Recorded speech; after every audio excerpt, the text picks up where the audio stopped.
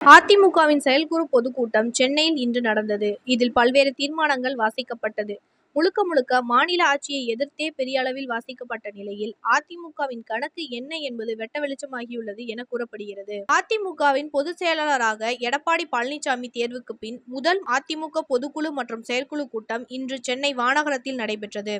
இந்த பொதுக்குழுவில் 16 தீர்மானங்கள் நிறைவேற்றப்பட்டுள்ளன. பெஞ்சல் புயலை எதிர்கொள்ள எந்த முன்னெச்சரிக்கை நடவடிக்கையும் எடுக்கவில்லை என்று திமுக அரசை கண்டித்து தீர்மானம் நிறைவேற்றப்பட்டது. இதுபோல திமுக அரசை கண்டித்து பல்வேறு தீர்மானங்கள் நிறைவேற்றப்பட்டுள்ளன. பல மூத்த தலைவர்களும் தொடர்ந்து பேசி வந்தனர். ஆனால் ஒருவர் கூட மத்திய பாஜக அரசு மீதும் தமிழகத்தில் புதிதாக கட்சி தொடங்கிய விஜய் குறித்து யாரும் எதுவும் பேசவில்லை. முதலாவதாக பேசிய சி.வி. சண்முகம், இந்த அரங்கத்தில் தான் எடப்பாடி பழனிசாமியை அதிமுகவின் பொதுச் செயலாளராக தேர்வு செய்தோம். நம்மை யாரும் தோற்கடிக்க முடியாது. பத்திரிகை மற்றும் ஊடகங்களை நம்பி அதிமுக கிடையாது. 2 கோடி தொண்டர்களை நம்பியே இருக்கும் இயக்கம் அதிமுக. அதிமுகவில் சலசலப்பு என சிலர் உண்மைக்கு புறம்பாக கூறி வருகின்றனர். காதிருந்தும் கேட்காத செவிடர்களே, கண்ணிருந்தும் பார்க்காத குருடர்களே, எங்கள் கூட்டத்தை பாருங்கள். எங்கே இங்கு கருத்து வேறுபாடு உள்ளது? எங்கே இங்கு சலசலப்பு?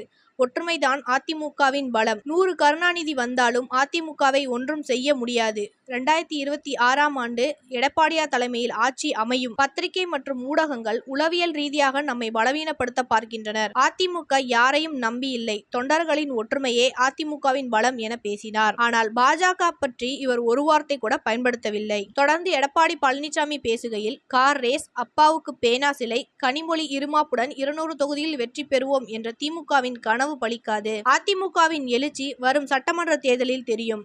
200 இடங்களில் அதிமுக வெற்றி பெறும். மக்கள் பிரச்சனைகளை திமுக கூட்டணி கண்டுகொள்வதில்லை. திமுக கூட்டணி கட்சிகள் எல்லாம் ஒரே கொள்கை உடையவர்கள் என்றால் திமுகவில் இணைந்துவிட வேண்டியதுதானே. உதயநிதியை துணை முதலமைச்சர் ஆக்கியதுதான் திமுகவின் சாதனையா என திமுகவை மட்டும் விமர்சித்து பேசினார். அதிலும் 234 தொகுதிகளும் ஜனவரி இறுதியில் சூறாவளி சுற்றுப்பயணம்.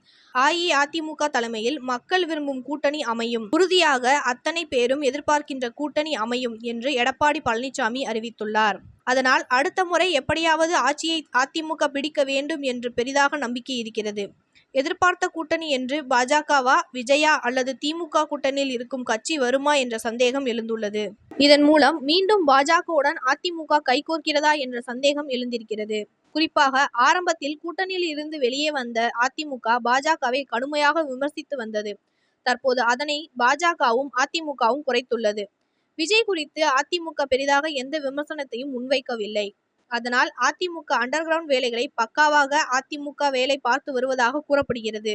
மீண்டும் அதிமுக பாஜகவை சேர்த்து கொண்டால் பாஜகவின் வளர்ச்சி மூலம் ஆட்சியை பிடிக்கலாம். அதிமுக சந்திக்கும் பிரச்சனைகளை எல்லாம் முடிவுக்கு வரும் என்றெல்லாம் அரசியல் விமர்சகர்களால் கூறப்படுகிறது. விஜய் பக்கம் அதிமுக செல்லும் என்றால் இன்று நடந்த அதிமுக பொதுக்குழு கூட்டத்தில் நிச்சயம் மத்திய பாஜகவை கடுமையாக விமர்சனம் செய்திருக்கலாம். ஆனால் எடப்பாடி அப்படி பேசவில்லை. தேர்தல் நேரத்தில் என்ன மாற்றம் வேண்டுமானாலும் நடக்கலாம் என்பதற்கு இன்று நடந்த பொதுக்கூட்டமே சாட்சி என அரசியல் வட்டாரத்தில் அரசல் புரசலாக சில தகவல்கள் வெளியே வருகின்றன.